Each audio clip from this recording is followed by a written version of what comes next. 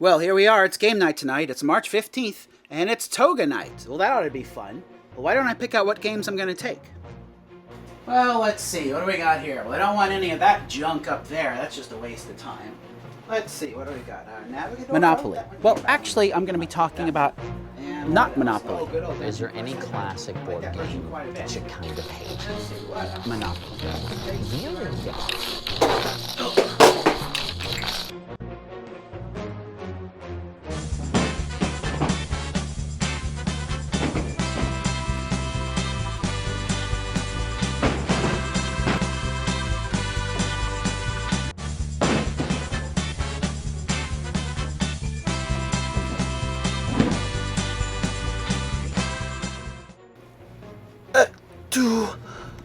Tulip.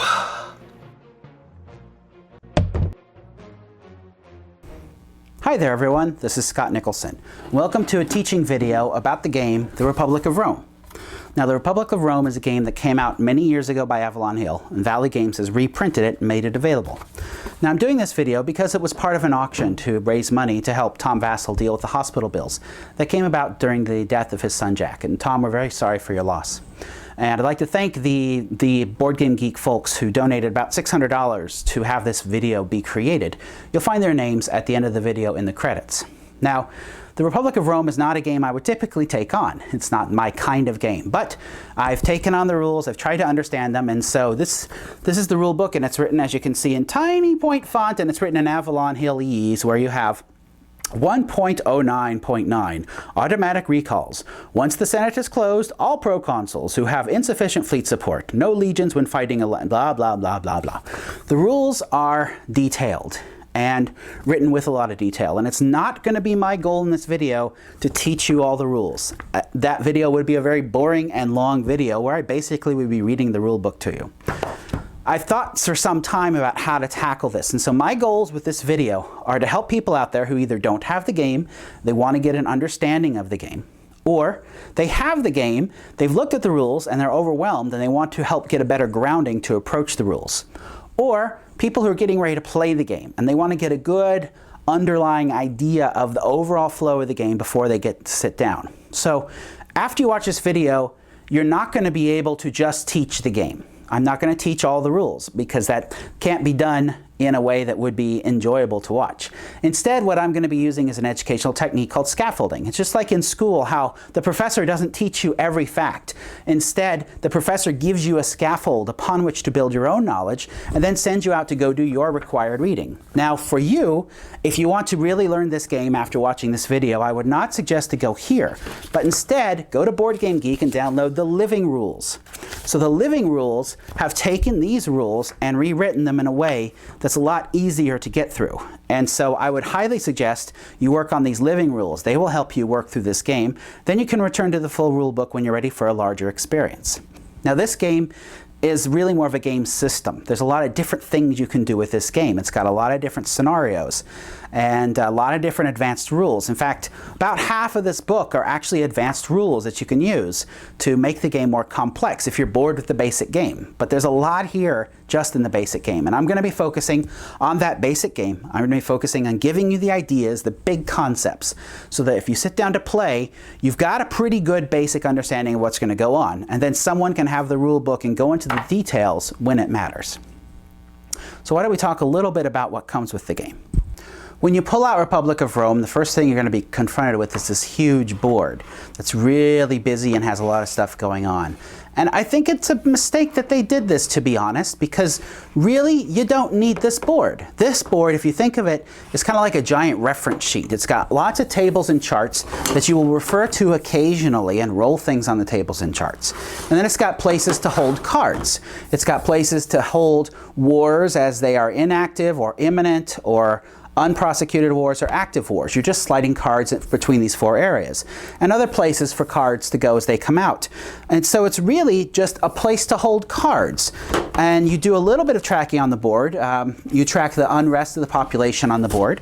And you track how much money that Rome has on the board. But other than that, this is a card game. And so we're going to be focusing mostly on the cards throughout this game. Now the game comes with a lot of different cards. It also comes with a lot of different chits that you're going to use for tracking different things throughout the game. It comes with these little spinners. These are provinces, and the spinners are going to give you information about the strength of the provinces, and everyone gets one of these little boxes, which the rules don't tell you how to put together, for use for keeping hidden money and for showing everyone how many votes you have available to you. And so you've got, those are the components, but the main components are the cards. Now the game, the way it's structured is it comes with 3 decks of cards. The white is the early republic, the gray is the middle republic, and the red is the late republic. You can play any one of these 3 decks, and you'll have a different setup and a different type of game experience. The early game, if you play it all the way through, takes about 4 hours. It's a little longer to play each of these 2 games. So if you put them all together, you'd have a 15-hour game or so. But that's fine if you want to take that on. So know when you start, you're going to choose whether you want to play early, mid, or late Republic game. The early game is more of a cooperative game. You're working together to keep Rome afloat. The mid game is a balance between a cooperative and a competitive game, and the late game, the Rome is strong at this point, so it's much more of a competitive game. So based upon what you want to get into can help you choose which one of these you want to start with.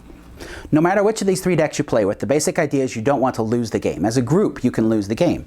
You can lose the game if you run out of money, or if the people get too unhappy, or if you have too many wars, 4 active wars that you're not dealing with, you lose the game. So if any of those things happen, the group loses. And that happens, you've got that going on more in the early game. It's because Rome is struggling at that point, so you've got to focus more of your resources in preventing those things from happening. So you're going to put this Era Ends card somewhere in the bottom few cards in the deck based upon the scenario that you're using. And when you hit this card, that's going to trigger the end of the game. At that point, your goal is to have a group of senators in front of you with the most influence. The person who has the senators with the most influence, when that card comes up, is going to win the game. However, there are ways the game can end earlier. If one senator gets a lot of influence, they have the ability to actually go up and attempt to become the overall ruler and win the game on their own. And they can do that. That actually happened to me in the first game of this I played. One senator got really strong and was able to win. So you've got that way someone can win. Another way that someone can win is that they can go off and become a rebel. Rebel. And when they go off, they have a war, they come back with the troops, and they decide they're going to take Rome for themselves, and then they become a bad guy, and everyone's got to fight them, and if they fail, then that rebel can win the game. So there's a number of ways the game can end early by someone getting strong or someone becoming a rebel. Otherwise, you play through one of the decks that you're going to be playing with for the game. When you get to the end of the deck, whoever's got the group of senators with the most influence wins the game, but Rome loses if there's too many wars, or the people are unhappy, or that you run out of money. So lots of ways to lose and a few ways to win. But the overall feel in this game is an overall cooperative game, because you can't let the game win, but you're competing to be the best, and so it is competitive as well. Now, I'm not going to go through game setup. You can find all of that in the rules. And instead, what I'm going to do is just hit the major components as we need them to talk about the game. My goal with this is not to overwhelm you with a whole lot of stuff. So we're going to focus in this video on the early deck, but know that you've got 2 other decks you can play with that are pretty much the same cards, the same types of cards, a little bit more complex, but we're just going to focus in this game on using the white cards. So I'm going to put these other 2 decks aside for now. Now, at the key of the game are senators, because what you're going to have in front of you are an array of senators, and the idea is that you are a faction and you have a bunch of senators that are allied with you, and so you're going to be controlling their actions. You're going to be trying to help them get stronger and stronger. So these cards are the most important ones that you're going to have in front of you. This represents a family. The black cards with a person on it represents a family. They've got some statistics: popularity, influence, the number of knights they currently control, their loyalty to you, their oratory skills, and their military ability. Now, the ones in boxes you're going to change as the game goes on using these numbers. They can go up and down. Influence is the most important number. The higher that gets, the more influence he has, and if it gets high enough, you can call for a vote to make this person the consul for life and win the game with that. But otherwise, you can strive for getting that up, because at the end of the game, you're going to combine up the influence for all of your faction members, and if you have the most, you win. Now, there's also red cards. Red cards represent a specific statesman. So in this case, this person represents a very specific member of the family. This represents whoever happens to be the elder statesman at the time of the family. So if you have this guy and you manage to get a hold of this guy, you put him on top, and now he becomes the person, and you actually transfer any chits that are here onto here. And he becomes the individual who is the representative of that family. There's some funny things that happen. I'll talk later on between these two types of cards. But basically, this one is going to have a special ability and is usually a little bit more interesting than this version. If someone else has this out and you manage to pull this, you don't get to play it. So you can only play this if someone doesn't already have the family under their control. But if no one else has the family under the control and you get this and you can play it, then you've got that statesman currently in play. As the game goes on, you're going to have the ability to get these concessions. These are going to give you extra little bits of money when certain things happen. Like this one, you get $3 every time there's a fleet built. And so you're going to put it under here, and you'll show the corrupt when he takes money from it to represent that he is corrupt and bad things can happen to him. And then later on in the game, you may have to lose this. If you lose the guy, you lose all the stuff attached to the guy. Now these people can also be sent off to go and run these provinces. Now these provinces are going to give you some money that are good, but they may have some other things you have to deal with that are bad. They can be developed, in which case they flip over, and then they can give you a different amount of money. You're going to get these through winning wars and other effects in the game. But one of your faction leaders, someone in the faction, has to govern this. So during the game, you're going to have a set of these in front of you, a set of these faction folks in front of you. They're going to be accumulating influence, and they're going to be getting different offices. The offices are going to help them get influence, and also so you have to send some of them off to go fight the wars for you.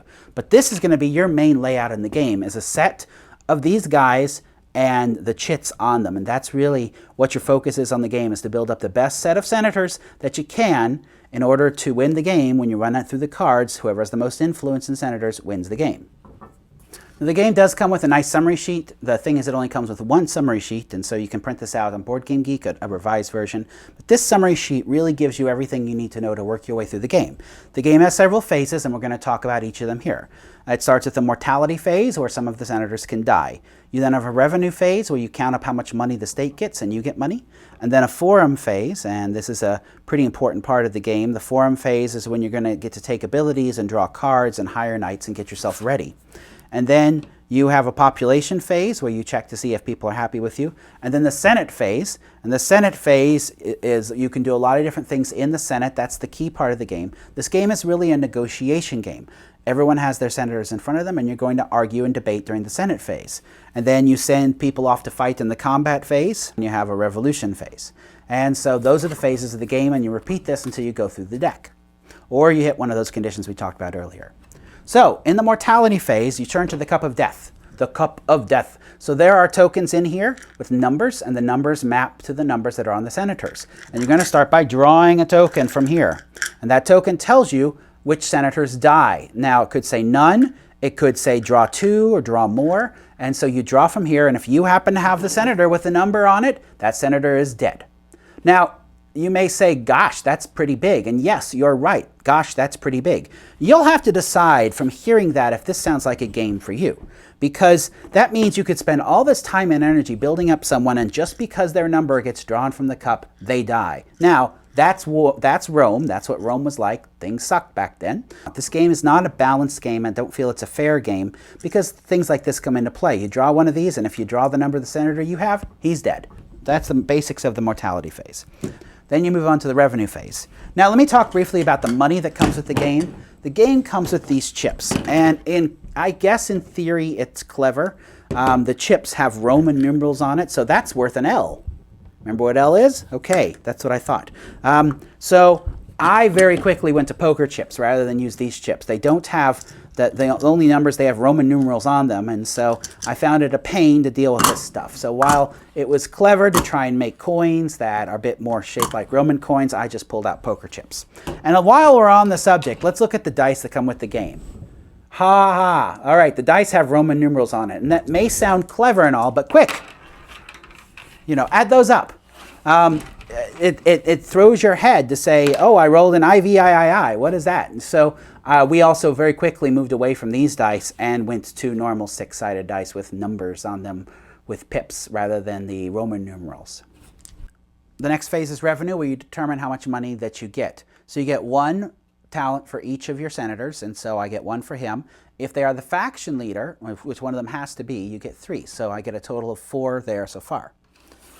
And now I have 2 knights available. 2 knights gives me 2 more. So the number of knights equals bonus. So that's another 2, so I'm up to 6 so far.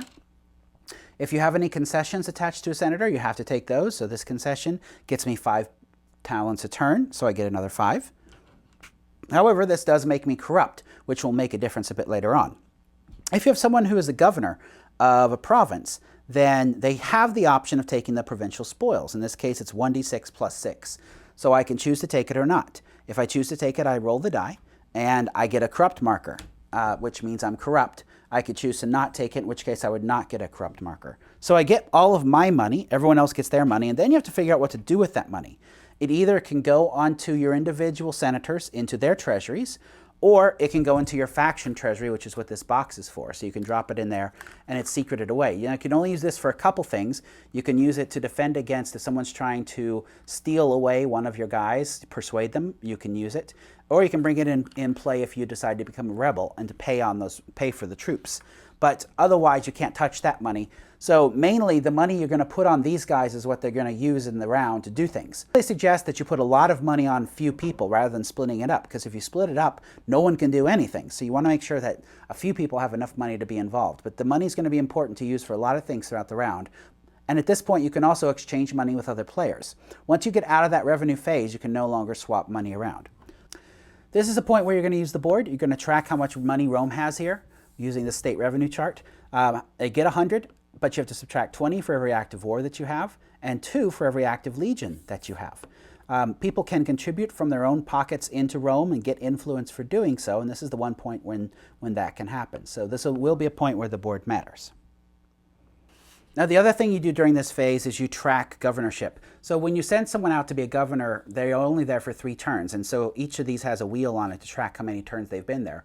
Once you run out of turns, then you send the person back to Rome, and the person can then be re-involved. Because when you're out running a province, then you're not in Rome voting on things. You're out in the field. And so this wheel here is used to track how many turns someone has actually been out in the field. Now this takes us to the forum phase. Now in the forum phase, everyone gets a turn. There's actually a total of 6 turns available. So if you have 4 players, the other 2 are then going to be auctioned off. Starts with the person who is the highest ranking officer and goes around clockwise. So on your turn, first you roll 2d6. And if you roll anything except for a 7, that's fine. But if you roll a 7, you then are going to roll 3d6 and check on the random results or the random events table. And most of these are bad. There's a few good things, but most are bad things. If you don't roll a 7, then you get to take a card. Then you take a card. Now if it's a black card, it goes into the middle of the table on the board. And the black cards are going to be some of these families that you don't get access to, or wars that are going to attack you, or leaders that don't help you at all. If you draw a red card, you get to keep the card, and these can be very powerful cards. And so some of the red cards can actually be those red senators that I showed you earlier, which you can use if no one else has the family in play. So you draw a card and you hope it's a red card. And then you get to do a few other things. You can attempt to persuade another senator. Now the way that works is you see a senator out there that you like and you can attempt to persuade them. Now it can be a senator that someone else has, or it can be a senator that someone has drawn and put into the board, because that's what happens. If you draw a black card, it's going to go somewhere on that board. The senators go onto a stack and you can attempt to lure them over. So the persuasion is where that oratory is going to come into play. And now this is a case where I'm not going to go through all the rules on persuasion because it's a long formula that you follow. And I'm going to say if you want to persuade someone, just know that you're going to spend money, they're going to spend money, you're going to add and subtract some numbers, and your goal is to roll that number or less on 2 dice, and if you succeed, you win, and you get the person and put them in front of you. That's how the persuasion works. So just follow the instructions and follow the formula, and you'll be fine. You can attempt to get knights. Remember earlier I talked about knights. Knights do a couple things for you. Knights give you money each turn, and they also give you extra votes, so they are valuable. The way the knights work is you give up a number of talents and you roll a die, and if the total of those 2 are 6 or more, then you get a knight. So you can be safe and spend 5, or you can take a risk and spend 2 or 3. There's some other stuff you can do. You can spend your knights to get some money, you can run some games, and again, you just read through the rules when those things come into play. So everyone gets to do one of those initiatives, and then the remaining initiatives are auctioned off. People can bid for the right to do those things, and so that's how it goes. So 6 will be done. Up to 6 cards will come out of the deck based upon how many 7s are rolled. If a 7 is rolled, that person does not get to draw a card. And it can be pretty frustrating for you to bid on something and pay money for it and then draw a card and just get something that has to go into the middle of the board because it's a black card. That makes me sad. And then there's some bookkeeping to take care of. And again, you know, half of this reference card here is the bookkeeping that you take care of at the end of the phase. You just got to read through it and follow the instructions. Then you move on to the population phase, and that's again bookkeeping. But what's important is the person who is the highest ranking officer is going to roll and give a speech, the State of the Republic speech, and this is going to change the unrest based upon what they roll. And now we move into the Senate phase. Now the Senate phase is where a lot of discussion happens, a lot of diplomacy happens, assassinations can happen. The basic way it goes is the highest ranking officer at the table leads this whole thing. There are things they have to do, which are the things listed in red. There are things they may do, or based upon certain situations in the game or what they choose to do, which are listed in black. There's an order, 1 through 6 and after 6, and anytime things that go on. And so in general, the way it'll work is the highest ranking officer will make the proposal and people will discuss on it. The highest ranking officer will then call on each player to vote. The way the votes go is the person who's in charge calls upon someone to place their votes. The votes are equal to the senator's oration plus money that they're willing to spend plus the knights they have. And so each person in order as called upon by the person who is running the vote will say whether they vote yes or no, and you see what happens. So let's run through the things that you have to do. So the first thing that the highest ranking officer does is nominate a pair of consuls for the round. Now these have to be different people than they were last time. And you're going to nominate a pair of senators. So you might say, well, we're going to send Junius and Valerius as the consuls for the round. And so what will happen is you'll nominate 2 people, two of the senators around the board, and then everyone will vote. Now here's what these guys do. There's a couple things. First, these are the only 2 senators that can go and fight wars. So if you give someone this office, then they're going to probably be going off and fighting wars. Second, the Rome consul is going to continue to run the round from that point on because they're considered the highest ranking officer. These chits show you the influence that you'll get for taking on the role and the order for highest ranking officer. So let's say you elect the consuls, then all of a sudden someone plays an assassination card, and kills the Rome consul. The field consul will then continue to run because that's the next highest ranking officer. So you elect these guys, and then whoever is Rome consul will continue to run things. Now if Rome is in trouble and has 3 active wars or 1 war with at least a strength 20, then you get to bring in a dictator as well, which gives you another officer to go and fight wars. And the dictator can actually select a master of horse to go along with him. So you can have 3 different armies going off to fight wars, but you only get to bring in the dictator if you have 3 or more active wars. Later on in this round, one of the things that the Senate will vote on is to send these folks out into the field to go and fight. And as soon as the Rome consul is sent into the field, then Senate is over. So the next thing you have to do is you have to elect a censor. Now the censor is going to have the ability to prosecute any senators that are corrupt. So if you've noted the corrupt I talked about earlier, you can get corruption from having these things. You can get corruption from being governor and taking money. Also, if you've just stepped out of a major office, you are considered to be eligible to be prosecuted. So whoever is the censor then has the ability to prosecute doing 2 minor prosecutions or 1 major prosecution. A minor prosecution forces you to lose some influence, some other stuff. A major prosecution kills you outright. You have to be careful who gets this censor role, because if they don't like you, they're going to pick one of your guys, because a lot of people get corrupt in the game getting money.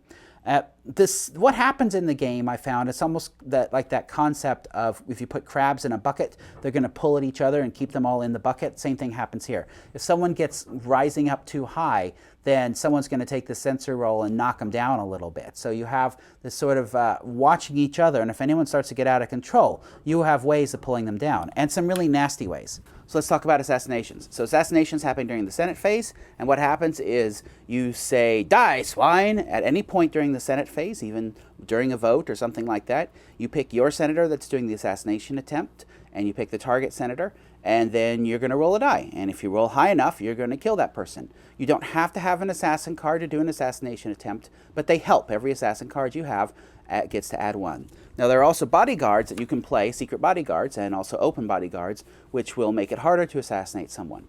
Other players can also play in these cards.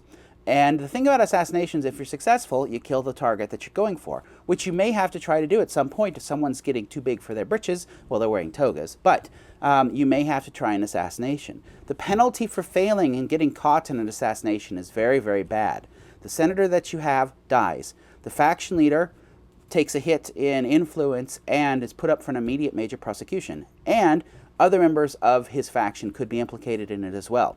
So you typically want to wait to assassinate someone until you have cards, and it's a really important point to do so because the risks are pretty high. You could get really destroyed by failing an assassination attempt. Tribune cards allow someone who is not the major ranking officer to start their own proposal. And that's the only way. So if you are not in charge and there's something you want to have happen, if you don't have a Tribune card, you cannot call it. You could certainly suggest it. You could say, oh, dear councilman, we think we should be getting some troops together. But this is where the role-playing comes in and all of that. The other things that can happen during this turn is if someone has a bunch of influence, they can attempt to win the council for life and win the game by calling that vote. Other things you're going to deal with in the Senate phase are land bills, which allow you to lower the unrest by paying money. Dealing with any of these concessions that are in the middle of the board, you're going to vote to determine which senators get to have the concessions and thus make money, but also become corrupt and thus targets for prosecution later on. And you decide which senators go off to run any provinces that don't have governors. The trick with this is that while they'll go off and they can make money, that then takes them out of Senate, and that's going to reduce the votes that player, that faction has available to them. So you can use this as a strategy to send senators off from the same faction and really reduce their voting power in the Senate. You can recruit legions and build fleets. So one thing that's going to happen in the next round of the game is combat. And in the combat, you're going to need legions and fleets. And so one thing that happens during this turn is you propose legions and fleets be constructed and sent out into the field under the control of certain senators. So you deploy and recall senators, you send them out in the battlefield. And once a senator is sent out in the battlefield, they're no longer there to vote. And then at any point, if you have, as I mentioned earlier, in these higher level decks, there are these law cards which change the rules of the game quite a bit. And so if you have a law card, you can just play it and it comes into play. There's no voting on these cards, they just come into play. So during this phase, you'll run through these steps. You'll end up getting new officers. The officers will take control. But most importantly, you'll look at the board, you'll see what wars are out there, and you'll decide what troops need to be sent out to defeat the wars. But to understand that, we should talk about how combat works. So now let's talk a little bit about wars and how they work. And that's what this portion of the board is going to be used for, is tracking wars. Now earlier in the phase, when I talked about the initiative phase, one thing that you could draw are war cards. And if you draw a war card, you don't get to play it, you have to put it out right away. It's a black card. Any black cards that you draw during that phase go out on the board. Now the wars are going to go into one of several places. There's 4 areas for wars. There's active wars, unprosecuted wars, imminent wars, and inactive wars. And so there are different rules as to where a war goes when it comes out on the board. So during the initiative phase, if a war comes out with this symbol on it, it means it's immediately active and you put it in the active wars area. If a war comes out that does not have that symbol on it, then you put it down here in the inactive wars, which means it's going to be waiting for something to get it going. So now if the other Macedonian war comes out with the active symbol, it's going to go into the active wars. And then what will happen is next turn, if this is still sitting here waiting, this war will join it. And that's bad, because what happens is when you have 2 wars of the same type, the values double on both. If you have 3 wars of the same type, the values triple. So you've got to deal with wars when they come up, especially if they're big sets like this, because otherwise you can run into trouble. There are leaders for a number of the wars that come out. If the leader for the war comes out and the war isn't on the board, it goes over on the side of the board. But otherwise, it wakes up that war and joins it. It makes the war tougher, and it adds some other numbers we'll talk about later and can add special abilities. So leaders can really make the wars tough to deal with. Now, if you end up drawing a war that matches one of the active wars, then you put the war in the imminent war area. What's going to happen then is on a future turn, it's going to come up and join its active wars, and again, the doubling will come in. But as long as it's sitting in the imminent wars, it's not going to double what's up here in the active wars. If there's an active war that's not dealt with, it's going to move down to the unprosecuted war area, and that's going to have an effect on unrest and can cause other problems later on.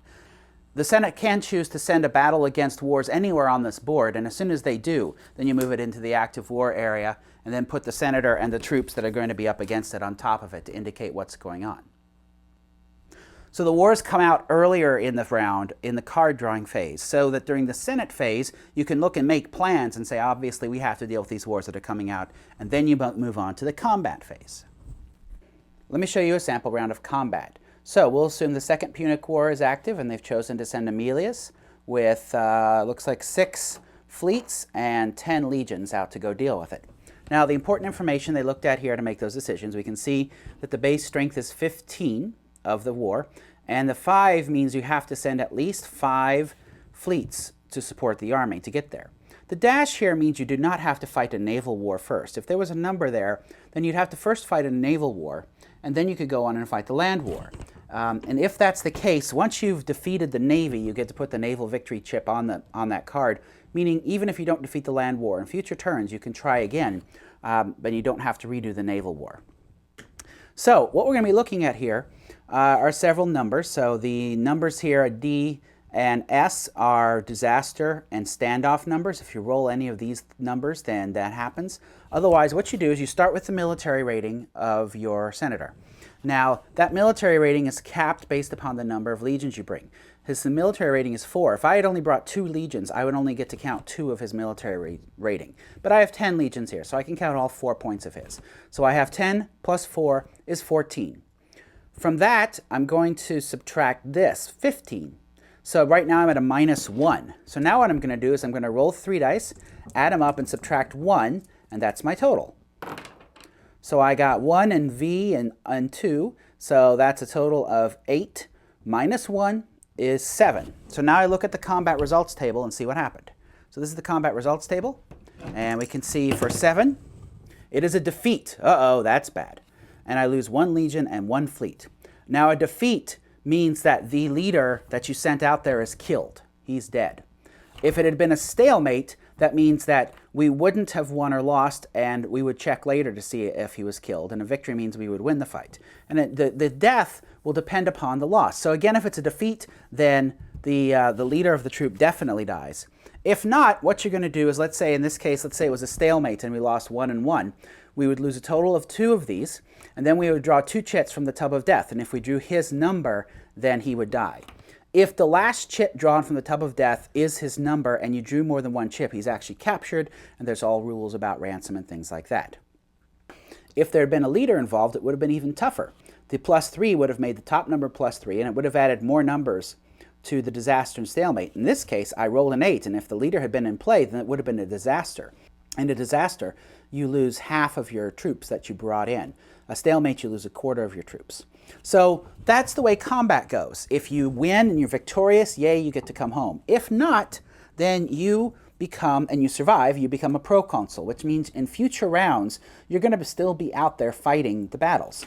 And the troops will slowly go down and down and down. And this is actually strategy you can use to send one of the senators out in the field and then not support them with more troops and just let them sit out there and slowly lose troops and lose troops, hoping that it just occupies them or they perhaps eventually die. And that can be a strategy to send someone out. But remember, if you get 4 of these wars going, you lose the game. So you can't use that strategy too much. An advantage of having that proconsul out there is that means the next turn you can still elect a field consul and a Rome consul from the Senate. You can still send these guys out. And so that's going to give you more armies out there fighting the wars. So if there's a naval combat, you work it the same way that you saw here. And there's a few other things about adjusting unrest and things like that. But again, this is where you'll sit down with the rules, go through the process, but this is the basics of dealing with combat. After the combat phase is the revolution phase. And so during the revolution phase, if you manage to pick up these concession or statesman red cards earlier in the round, you may play one of each at this point. In addition, each commander, let's say this guy was victorious, he would actually have the option at this point to not come back, but rather to stay out in the field and to become a rebel. And if he's a rebel, he has to have the money to be able to pay for all these troops. Now, these troops do not automatically go. You're going to roll dice based upon the phase of the game you're in to determine if they're going to be loyal or not. The Senate has got to send out troops to deal with him. If they don't, he wins the game. So you always have to be careful not to send out too many troops when you send someone out, or to watch the money that they have to be ensured they're not going to be able to pay off all these troops. So to sum everything up, First, you're going to draw from the tub of death to see if any of the senators die. You're then going to collect your revenue, distribute your revenue amongst your people, and give revenue to the state if you want to do that. You're then going to have the chance to draw a card and bidding on the ability to draw extra cards. Those cards are either going to be red cards that go into your hand, or they're going to be black cards that go out on the board. Then you'll do some bookkeeping and adjust the population. The highest ranking officer will give a speech, which can change the unrest of the people. You then have the Senate phase, where you're going to vote on a pair of consuls. You're going to vote on a censor. You're going to prosecute, if you wish. The censor will prosecute anyone that held an office last turn or anyone that's been corrupt. And then you can play tribune cards to be able to do something. You can get some forces up and going. You can send forces out and send forces and troops and armies out into the field to deal with the wars that are coming up. You can play other cards that you may have happened to pick up, and you can do assassinations at this point. If you have 21 influence, you can put up a motion with a tribune card to become consul for life and win the game if that's successful, and Rome survives the turn. If you have 35 influence, you can immediately say that you're going to win the game, and again, win the game if Rome survives the turn. And the Senate phase is where the meat of the game is. That's where there's a lot of negotiation, a lot of dickering, a lot of promises. And one thing that's interesting, any promises made in the game, with a few exceptions, that are made in Senate out loud are binding. If promises are made privately, they're not binding. So if you say something out loud, you promise to support someone, you have to do it if you have the ability to do it. And then you have the combat phase where you resolve the wars, and then you have the revolution phase where someone who has troops can decide to be a rebel and try and win the game that way. And you repeat this until either you run through most of the cards in the deck and you hit the game over card, in which case whoever has the most influence in their senators win, or one senator got the consul for life by getting enough influence and winning the vote, or someone becomes a rebel and the Senate's not able to take them down. That's a way that they can win the game. What do I think about this game? I'm frustrated by this game, to be honest. 75% of the rules in this book are rules that you will use very infrequently in the game. And that's what makes this such a tough game to get into. What I've tried to focus on in this video are the scaffolding, the 25% of the rules that you need to know to play the game. But there's a lot more rules and exceptions and things that go on, and that's the bad part about this game. And I really, when they redesigned it, I wish they had spent the time to step back and really redesign a simpler game, because you don't need a lot of the levels of the complexity to get the neat part of the game. You could really tackle and say, hey, what's cool about this game, and let's get into it. Now, some people say, well, the cool part is all of the nuances and all of the history that's captured in the nuances. I'll disagree with that. I don't feel, when I play, I don't feel that we were actually looking at the history. We were just trying to focus on the underlying gameplay of what's going on here. But that's my opinion, and some of you out there will still enjoy the game. Just know that it's a game that has, at its core, it's a pretty simple game. I've really summed it up here. It's a card game where you're trying to balance your power and attack the bad guys, deal with the wars that come up, and not let anyone get too strong or they'll win the game. But there's all these exceptions to the rules and all these special rules that really, I find, bog the game down when you're trying to play it. So it's a nasty, backstabby game where you have to, on the surface, work together while still pursuing your own goals. Kind of like getting tenure, actually. Anyway, that's all, and take care. Bye-bye.